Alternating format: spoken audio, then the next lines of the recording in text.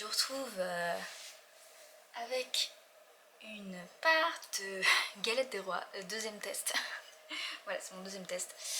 Si je regarde pas tout à fait la caméra, c'est normal, parce qu'en fait, je suis en train de m'adapter à de nouvelles types de lentilles. Du coup, voilà, c'est un peu, voilà, c'est un peu compliqué. Et pour aussi vous parler des livres que j'ai lus la semaine dernière, parce que je vous ai filmé pas mal de plans de bujots, d'autres choses en fait que de livres. Et il faudra peut-être que du coup je vous parle de ce que j'ai lu. Alors je sais plus trop où je m'en étais arrêtée, mais je crois que c'était à la fin du tome 2 de la trilogie du Nuit d'hiver de Catherine Arden. J'ai donc fini après donc, Le restaurant de l'amour retrouvé de Ito Ogawa aux éditions Piquet. Alors c'était plutôt sympa. Un peu dans on suit donc une personne qui s'est fait larguer par son copain, mais qui a aussi pris toutes leurs économies et donc elle retourne chez sa mère, plutôt dans les montagnes.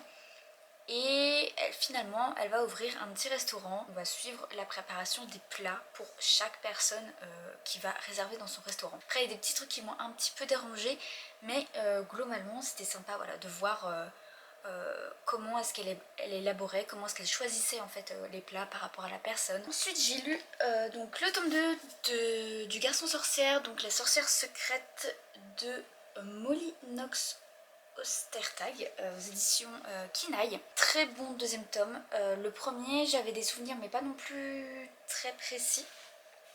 Mais là ce deuxième tome j'ai vraiment beaucoup apprécié. Et sachant que j'ai vu sur le compte des éditions de Kinaï que l'autrice illustratrice sera en dédicace début février, donc je vais y aller et faire dédicacer ce deuxième tome. Mais en tout cas très très sympa. Et voilà, j'ai vraiment beaucoup aimé cette suite et les nouveaux enjeux, on va dire, les nouvelles questions que cela peut aborder. Ensuite, en fait, c'est surtout des BD que j'ai à vous présenter parce que niveau roman, forcément, c'était des choses plus grosses. Donc j'ai lu forcément le dernier tome de L'hiver de la sorcière, de la trilogie d'une nuit d'hiver de Catherine Arden. Trop bien. Vraiment, cette trilogie, c'était génial, c'est vraiment trop bien. C'est sur donc la Russie. Et donc ce qui est vraiment chouette, c'est que Catherine Ardan, à la fin de cet tome, elle explique ses recherches, qu'elle a fait des recherches historiques, que pour certains trucs, elle a pris des libertés et d'autres choses, non. Elle dit pourquoi elle a pris ses libertés, parce que par rapport au récit, c'était plus simple, enfin ça allait dans le sens du récit, voilà, et elle explique que forcément il y a eu des relectures, elle a contacté des personnes pour être sûre de certaines choses par rapport à l'histoire, par rapport au folklore, voilà, et je trouve que ce petit rajout à la fin des romans, à la fin des tomes, je trouve que c'est ce qui complète à merveille les romans à chaque fois. Donc voilà, il y a... Et au moins ça montre qu'elle a fait énormément de recherches et qu'elle allait au plus près de la réalité.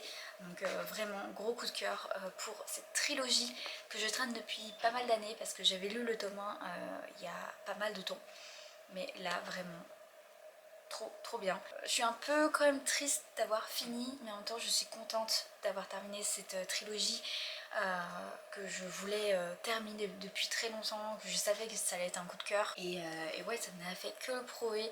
Et il y a du folklore, il y a des complots politiques, religieux, voilà, des guerres de territoire, du folklore parce qu'il y a des créatures, forcément, un peu d'amour. Vraiment exceptionnel. Allez-y. Du coup, je continue sur les graphiques parce qu'il me reste que ça. Donc en premier, j'ai lu enfin le tome 1 de 5 mondes Alors, il y a beaucoup d'auteurs, illustrateurs. Marc et Alexis Siegel chantent. Bouma, Matt Rockefeller et Boya Sun. Donc voilà. Je l'avais pris quand j'étais en alternance aux éditions Gallimard Jeunesse et je dois dire que j'avais un peu d'appréhension avec cette saga. Et finalement, excellent. Vraiment, ce premier tome était excellent. J'ai envie de lire la suite. Ça n'a fait que me donner envie de lire la suite. Voilà, j'avais beaucoup d'appréhension, j'avais peur un peu parce que je connaissais pas du tout l'histoire.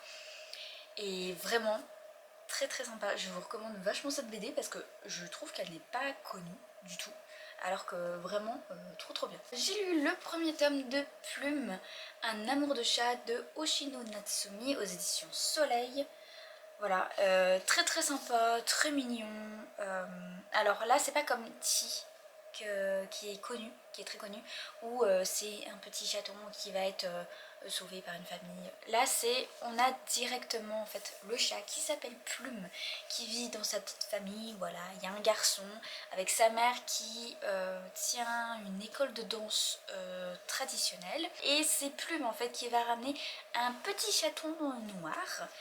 Voilà, et donc on va voir un peu ce que ça va bouleverser pour Plume et pour la famille, ce petit chaton nouvellement arrivé. Voilà, c'était très mignon. Après, je ne pense pas que je vais continuer, je vais cependant garder le tome 1 parce que j'ai vraiment beaucoup aimé, c'était très choupi, très sympa. Après, j'ai vu qu'il y avait 20 tomes, je ne pense pas, voilà, je vais juste garder le tome 1 parce que c'était une très bonne lecture, mais je ne pense pas lire la suite. Mais si vous aimez les chats, allez-y parce que c'est vraiment parfait, vraiment. Si vous avez aimé Ti, je pense que vous aimerez Plume. Alors par contre, on n'a pas les pensées des chats. Voilà, aussi par rapport à Ti, c'est pas pareil. On voit pas les pensées des chats, mais en même temps on voit leurs réactions et c'est assez drôle. Et enfin, j'ai lu le tome 6 de Insomniac de Makoto Ojiro chez Soleil aussi. Bah, je sais, voilà. Ah, encore un tome trop bien. Vraiment, j'adore. C'est une saga que j'aime beaucoup trop. Voilà, toujours aussi bien. On suit, donc là ils sont sur une expédition, ça fait 2-3 tomes qui sont sur une expédition. Voilà, trop bien. Vraiment, je ne peux que vous conseiller cette série de manga, c'est mon petit doudou. La petite série bienveillante et juste trop bien, quoi. Si vous avez une petite phase, lisez-le, c'est vraiment trop chou. C'est trop bien. En ce moment, je suis en train de lire deux choses. Déjà, un essai. Ah, je sais plus si je vous avais montré dans les coulisses de l'Opéra National de Paris, donc que j'ai fini. Ça, je vous l'avais montré. Et j'ai commencé un nouveau. Voilà, j'ai commencé un nouvel essai, c'est Biochoc de Rapture à Columbia de Nicolas Coursier, Mehdi El Kanafi et Raphaël Lucas. Et c'est aux éditions Third. Alors je sais pas par contre si vous allez pouvoir le retrouver, parce que ça fait très longtemps qu'il est sorti. Donc c'est sur le jeu, enfin la trilogie du jeu Bioshock, qui est un jeu vidéo que j'ai joué, mais surtout regardé en let's play, comme ça se faisait avant sur YouTube. C'était pas en live avant, c'était préenregistré. Voilà, les youtubeurs jeux vidéo n'étaient pas en live à cette époque-là. Mais voilà, j'ai adoré l'univers, les décors. Bah, ils en parlent des décors, c'est très... donc ça, pour ceux qui connaissent pas Bioshock, les jeux, donc les deux premiers, ça se passe à Rapture, qui est une cité sous-marine construite par Andrew Ryan. Voilà, c'est une cité sous la mer. Style art déco, enfin les décors sont magnifiques et c'est un peu horreur, enfin horreur pas tellement, mais une exploration, voilà. C'était un peu nouveau comme genre, voilà, ils expliquent tout de toute façon en introduction, un peu ce qui a pu inspirer pour ce genre là. Et après, donc là j'ai lu que ça, mais le premier chapitre c'était sur toute l'histoire en fait des jeux Bioshock. En fait, il raconte donc le Bioshock 1, Bioshock 2 et on n'a pas eu Columbia. On n'a pas eu Columbia, mais voilà. Pour le moment, c'était donc les jeux 1 et 2. Puisque le 3, en fait, se passe à Columbia, qui est, elle, une cité dans le ciel. Et c'est un petit peu différent, mais il y a un lien, en fait, à la fin, on voit le lien. Mais voilà, c'est très sympa. Alors je lis un petit peu quand j'ai le temps. Il n'y a pas du tout par contre d'images. C'est un peu triste je dirais parce que pour ceux qui n'ont pas joué, ou même pour... Enfin je pense que ça aurait été pas mal d'insérer des images du jeu. Juste pour les décors en fait qui sont magnifiques, ou même pour les personnages, voir à quoi ils ressemblent. Je pense que ça pourrait aider. Donc voilà, mais trop bien. Si vous connaissez pas ce jeu là, c'est génial. Il y a des super pouvoirs avec des seringues. En fait ça mêle ouais, super pouvoirs, science, politique, complot et décors magnifiques. Voilà. Par contre c'est des créatures qui sont un petit peu un peu type zombie on va dire, mais d'un autre genre. Voilà, c'est lié à la drogue, voilà. Mais une sorte de drogue. Et sinon j'ai commencé hier, j'ai commencé donc Le Prince Cygne de Isabelle Lesteplume, qui est, voilà, j'ai une édition limitée, qui est très sympa, sauf là le logo, non, on n'aime pas du tout, voilà, mais très sympa. L'intérieur est comme ça. Je trouve que c'est... Alors, les chapitres, les débuts de chapitres sont comme ça.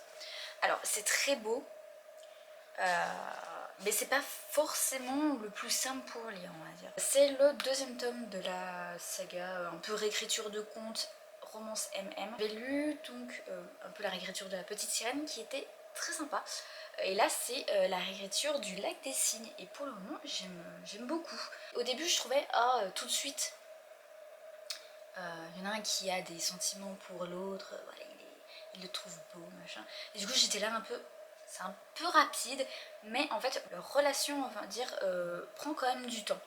Il y a la troupe, c'est amour au premier regard, mais ça prend du temps avant que... Là, ils ont toujours pas dit, voilà, je suis à la moitié, je suis à la moitié, et ils ne se sont toujours pas dit je t'aime. Donc, voilà, en fait, pour le moment, ils sont juste potes. Mais pour le moment, j'aime beaucoup, parce que forcément, vu que c'est des réécritures de contes, mais où les romances sont masculines, forcément, il y a une réécriture par rapport à ça, et je trouve qu'à chaque fois, Isabelle Lesteplume trouve un nouvel angle d'attaque, qui du coup dans les contes originaux ne peuvent pas être faits, et je trouve que c'est plutôt pas mal, parce que là du coup dans Le Lac des Cygnes, c'est un mec qui est devenu le cygne blanc, et en fait c'est quand il était petit à un bal, quelqu'un l'a transformé comme ça, et depuis il est lié au lac, et il doit y retourner à chaque fois pour que le soir il redevienne un humain, sinon c'est un cygne.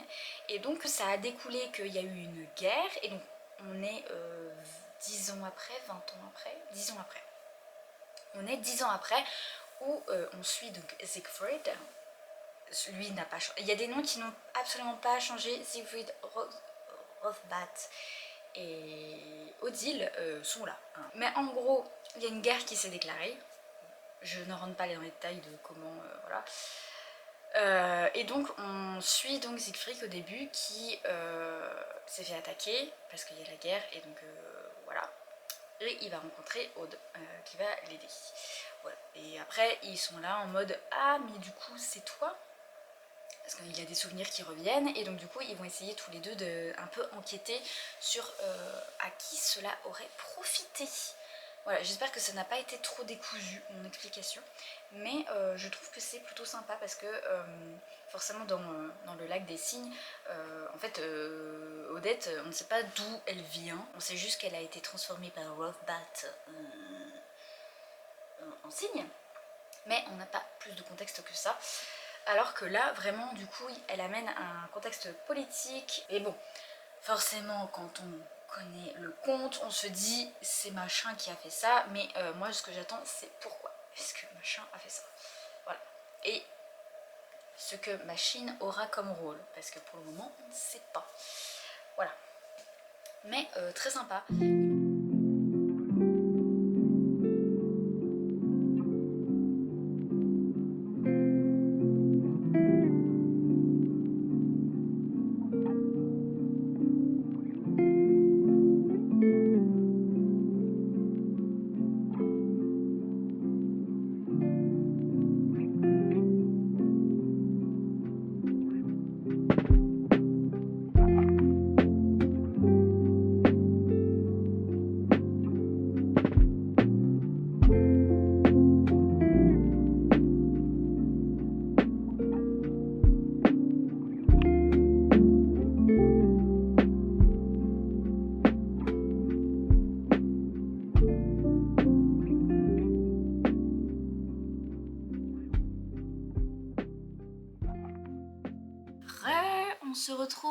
pour le dernier jour de janvier. On est le 31 et je vais vous parler des livres que j'ai finis depuis la dernière fois. Il y a le roman que je vous ai présenté la dernière fois, donc Le Prince Cygne de Isabelle Lesteplume.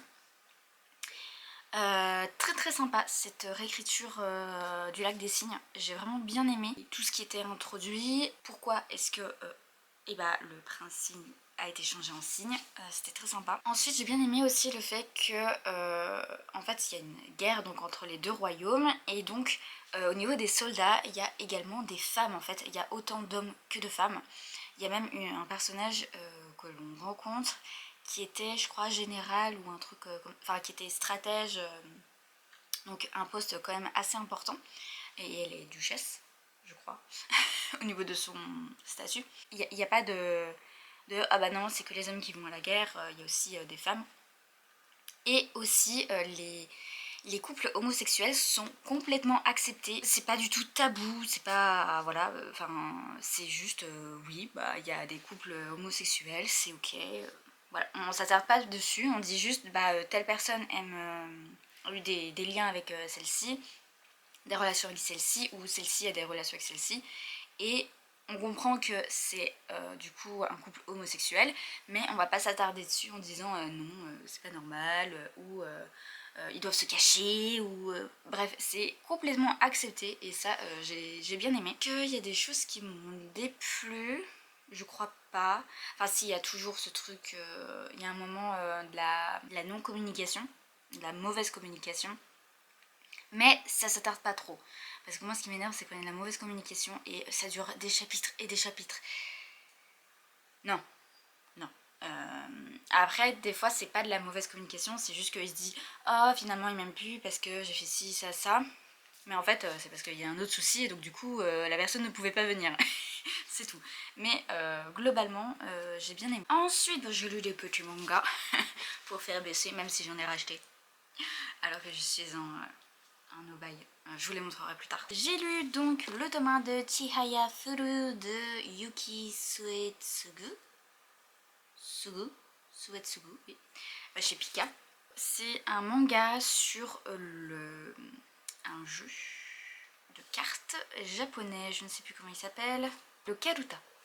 Et en fait, il faut savoir que Chihaya Furu, je l'ai d'abord regardé l'anime il y a beaucoup d'années. Je sais que ça a continué, mais j'ai pas suivi les nouvelles saisons. Et en fait, là, il était à 1€ quand je l'ai trouvé, et je me suis dit, bah tiens, je vais tester. Et vraiment, j'aime toujours autant. Je trouve les personnages très intéressants. Et là, au début, en tout cas, c'est juste sur leur enfance, comment est-ce que les trois se sont liés d'amitié, comment est-ce qu'ils ont découvert le Karuta, et comment est-ce qu'ils se sont pris de passion pour ce jeu. Donc là, c'est juste, ils sont enfants, le tome 1. Je sais plus si dans l'anime ça commençait aussi par les enfants ou ça mélangeait le passé et le présent, je ne sais plus. J'ai lu également le tome 1 de She Is Beautiful de Jun Esaka et Tashihide Totsuno chez Kurokawa. Voilà, il y a, je crois que c'est fini au Japon et il y a 6 tomes, un truc comme ça, et il n'y en a que 3 qui sont sortis en France pour le moment. Ça parle d'une fille qui s'appelle Kurumi, qui vit dans un enclos avec d'autres filles, et c'est une espèce de dôme où elles apprennent des activités, enfin pas des activités mais des compétences, et à partir de je ne sais plus quel âge, elles doivent choisir, on va leur choisir une spécialité. Ce qui se passe, c'est que on retrouve Kurumi qui va se réveiller en fait des années plus tard, et en fait elle est avec une fille qui était là quand elle était plus jeune, et elle lui dit en fait tous les jours tu t'endors et tu perds la mémoire. Et en fait elle se rappelle juste son enfance du coup, jusqu'à son... En fait elle n'a jamais eu son affectation. Et donc au début ok, elle va trouver des indices, peut-être que cette fille lui ment, enfin bref, c'est super intéressant, c'est un peu de la SF avec du thriller, c'est très sympa. Donc voilà, j'ai bien aimé ce tome 1 et je pense que je vais continuer, en sachant que voilà, c'est une saga courte, donc il n'y a pas de souci par rapport à ça. Ça va pas prendre énormément de place. Ensuite, j'ai lu aussi en manga les 2 premiers tomes de Nuisible de Masaya Okazono et Yusatomi chez Kana. Voilà. Là, on est sur un garçon, alors lui, qui va faire un rêve étrange d'une fille avec des insectes, qui est elle, et elle va débarquer dans son école, et à partir de là, voilà, il va se passer plein de trucs, sachant qu'en parallèle, il y a une enquête où plusieurs personnes sont mortes piquées par des insectes, sont mortes assez étrangement. C'est une saga en 3 tomes, donc en fait il me reste juste le dernier, et j'ai vraiment beaucoup aimé. C'est très sympa. Je trouve qu'au niveau des dessins, à certains moments, ça me fait penser à... c'est Junji Ito. Ça m'a fait penser à certains moments à Junji Ito. Alors, je vais pas vous montrer les extraits parce que je me dis que si vous voulez lire, j'ai pas trop envie de vous spoiler sur vraiment qu'est-ce qui est étrange et les moments. Mais il y a vraiment... je sais pas, il y a certains moments, les trucs un peu plus glauques, on va dire. Le trait, je trouvais en tout cas que ça me faisait penser. J'ai pas lu de Junji Ito, j'ai juste vu quelques illustrations, mais je trouvais que ça pouvait faire penser. Voilà, mais très, très sympa comme saga, et du coup il me reste juste un tome, la conclusion. Si je le trouve, je l'achèterai, je le lirai, comme ça fera une saga de terminée. En tout cas très très très sympa. Au niveau manga là j'ai lu des trucs très très bien, très très sympa. Et j'ai lu également le tome 2 de Histoire de moine et de robots de Becky Chambers, donc une prière pour les timides, c'est chez La Talente. C'est la 2e novella, donc avec Frère Dex et Omphale. Donc Frère Dex c'est un moine de thé, une moine de thé. Et Omphale, c'est un robot. On continue de les suivre, donc on continue de voir Omphale découvrir le monde humain, mais un monde humain qui a évolué, puisque on est beaucoup plus en lien avec la nature, il y a moins de pollution, il y a toujours de la technologie, mais c'est beaucoup plus respectueux de la nature. Et donc on a les robots en fait qui s'étaient retirés de la civilisation, ils avaient eu une conscience, et donc tant que les humains ne prendraient pas conscience que la Terre est en train de mourir, et eh bien voilà, ils se retiraient. Et c'est tellement marrant en fait, Omphale qui découvre certains trucs, c'est tellement c'est tellement drôle, et moi ça me fait toujours rire. Ouais, les robots ou même ces entités qui découvrent une société, et donc qui sont hyper curieux de tout, qui ont des réflexions vraiment, vraiment mignonnes, et voire drôles en fait, parce que pour nous ces réflexions sont un peu bêtes, mais c'est toujours très sympa. Et donc on a donc Frère Dex qui est non-binaire. Donc son pronom c'est Yel, et donc c'est frère parce que c'est une contraction entre frère et sœur, puisque on a des persos qui sont neutres. Donc c'est tellement intéressant parce que en fait c'est tout, c'est vraiment, c'est naturel. Oui, c'est Yel, c'est comme ça, c'est normal. Puis il y a tellement de respect entre les humains, les interactions, on se prend pas la tête, vraiment c'est rafraîchissant. Et c'est ce qui fait que c'est du solar punk au punk. Voilà, très très sympa. Et du coup je vais vous montrer les derniers achats que j'ai fait, c'est que des graphiques. Voilà, parce que les graphiques ça se lit beaucoup plus vite. C'était des occasions, il y a des BD que je veux découvrir depuis un moment, donc j'ai sauté un peu sur l'occasion, c'est le cas de le dire. Voilà. Le seul roman que j'ai acheté, donc c'est La Végétarienne, je crois que je vous l'ai montré. Et je le lis en février justement, parce que Camille de la Bibliothèque de Cam, sur son Discord, en fait pendant 2 mois, on lit en fait un ou une autrice sur 2 mois. On peut lire les livres que l'on veut de l'autrice, et après elle fait un live pour qu'on parle un petit peu plus de ce qu'on en a pensé. Et je trouve ça super intéressant de juste se focaliser sur un ou une autrice, parce que ça nous permet déjà si on a un roman de cette personne, en fait on n'est pas obligé d'en racheter un. Moi je sais que je fais rarement en fait les lectures communes parce que j'ai pas envie d'acheter, voilà, parce que c'est une lecture commune, j'ai pas envie. Là je trouve ça très intéressant. Donc en décembre c'était Becky Chambers, il y a eu d'ailleurs le live hier, voilà si vous voulez aller revoir son live. C'était très intéressant. Et donc là c'est Han Kang. En vous parlant de Han Kang, j'ai choisi la végétarienne. J'hésitais avec un autre, celui où il y a les poumons en fleurs. J'hésitais avec celui-là, mais en fait en quatrième de couverture c'est marqué la végétarienne rappelle certains des premiers romans de Haruki Murakami. Bon ça voilà. Mais après c'est marqué par la manière progressive dont on quitte la satire sociale pour entrer dans un conte fantastique, mais aussi le cinéma coréen de Bong Joon-ho, Parasite, un film que j'ai adoré, et ou d'un Park Chan-wook, Mademoiselle, également un film que j'ai adoré. Tant ces personnages semblent emportés par le passion inexorable. Voilà. Comment dire que quand j'ai vu Parasite, Mademoiselle, j'étais là, bon, ok, je te choisis. C'est comme ça. Voilà. On me dit Mademoiselle Parasite, eh ben, je saute dessus, voilà, et le choix est vite fait. Voilà. Sinon donc en graphique, j'étais avec Chloé parce qu'on s'est fait un resto avec des potes de promo et on est passé à Gibert avant, toutes les deux.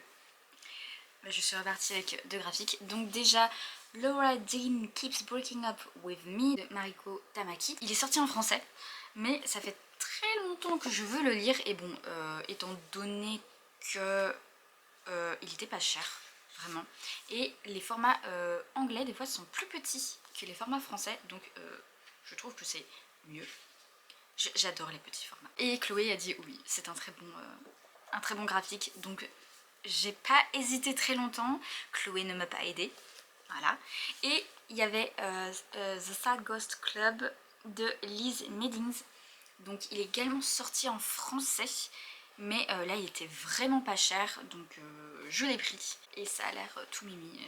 J'avais lu un truc avec des... Enfin j'en ai un autre avec des fantômes, je sais plus le titre. C'était un fantôme dans une machine à laver, voilà, pour tout vous dire. Mais voilà, j'ai hâte, j'ai hâte. Et il y avait 3 mangas. Là en fait je suis allée à Micromania parce que juste je faisais magasin.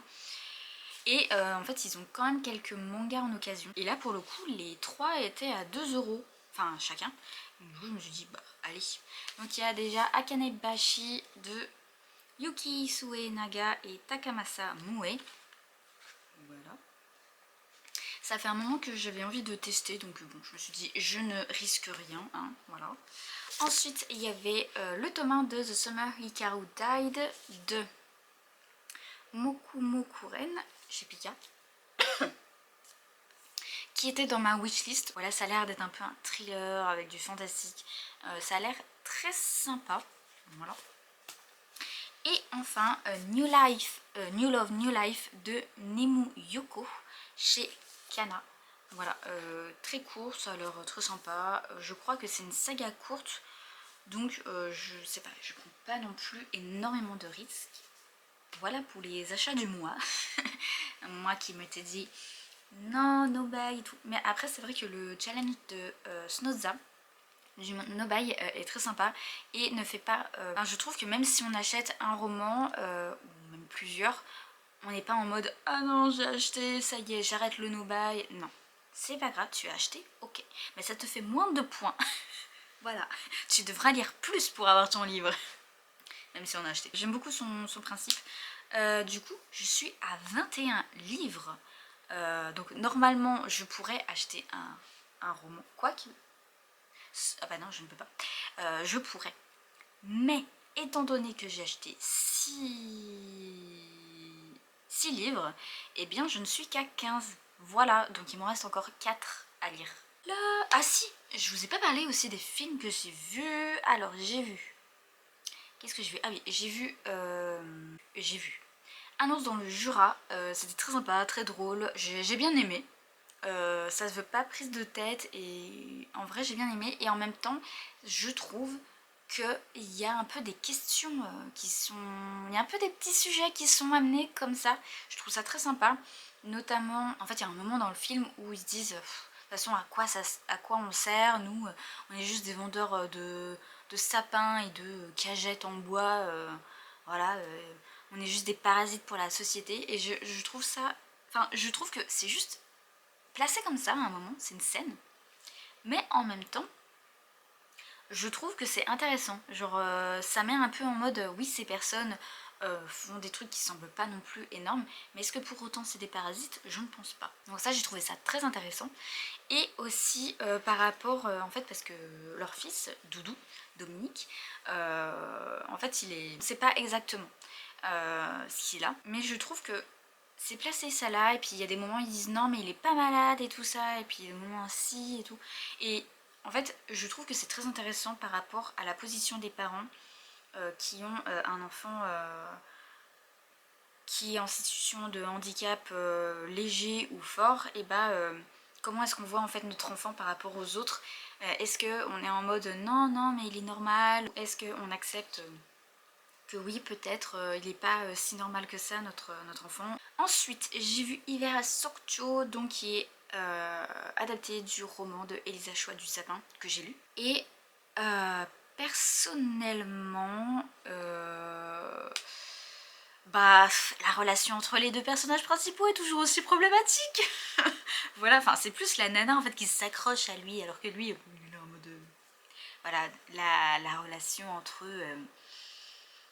enfin, c'est elle, genre, pourquoi tu t'accroches à ce mec? Enfin, il s'en fout de toi. Ils avaient dit que normalement les relations étaient différentes. J'ai pas trouvé, hein, personnellement.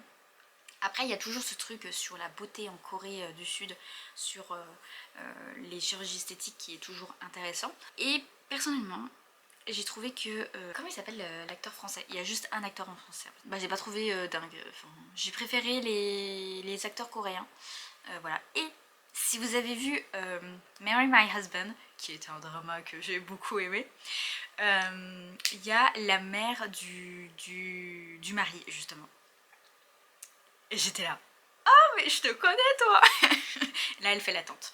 Mais elle est... Vraiment, j'étais là. Mais je te connais. Voilà, c'était sympa. Non, mais sinon, j'ai bien aimé les liens entre le proprio de l'auberge et bah, elle. Mais sinon, voilà, la relation... J'ai pas... Enfin, je vois pas en fait trop ce que ça amenait. Moi, ça me dérange perso. Une fille aussi jeune qui s'accroche à un mec aussi vieux. Désolée. Surtout que dans le livre, il est né... enfin, il a l'âge de ma mère en fait. Parce qu'il est né la même année. Donc, désolée maman, si tu regardes ce vlog. Tu n'es pas vieille. Non, c'est faux. Mais ce que je veux dire, c'est que... il est vieux par rapport à elle. Voilà. Désolée. Personnellement, je trouve qu'il y a un peu... j'ai un peu du mal avec ce genre de relation hyper... enfin, avec un écart d'âge aussi énorme. Et j'ai...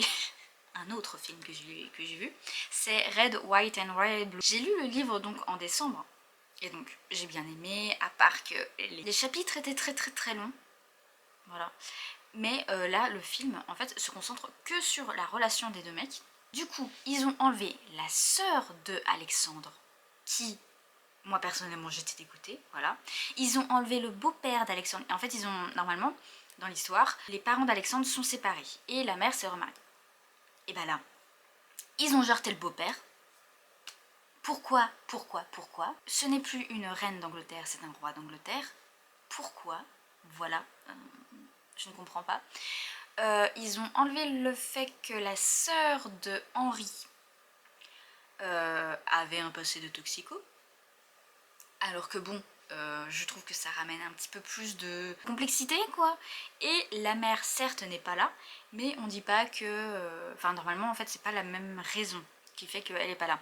Normalement, elle est censée difficilement se remettre de la mort de son mari. Et du coup, elle n'est pas présente pour ses enfants, voilà. Et normalement, elle est censée être là, par contre, pour une scène importante. Enfin, importante, oui, enfin, pour une certaine scène. Et bah là, on la voit pas du tout. C'est pareil, normalement, il y a un truc par rapport à la politique des États-Unis. Enfin, un personnage dans la politique, bah, on l'a pas vu. En fait, ils ont enlevé toutes les choses complexes. Et je trouve ça tellement dommage. Et puis, il n'y a pas plus de ça par rapport aux discussions qu'il y a entre Alex, Henri, le meilleur ami de Henri et Nora qui est la meilleure amie de Alex. Voilà, ils auraient dû faire une série, je pense. Ça aurait été bien plus logique. Ça aurait pu amener plus de développement sur toute la campagne présidentielle. Enfin, je sais pas, j'ai été déçue. J'ai été déçue, voilà. Je pensais que ce serait... ça enlèverait un peu les longueurs ou les creux que j'ai pu ressentir dans la lecture.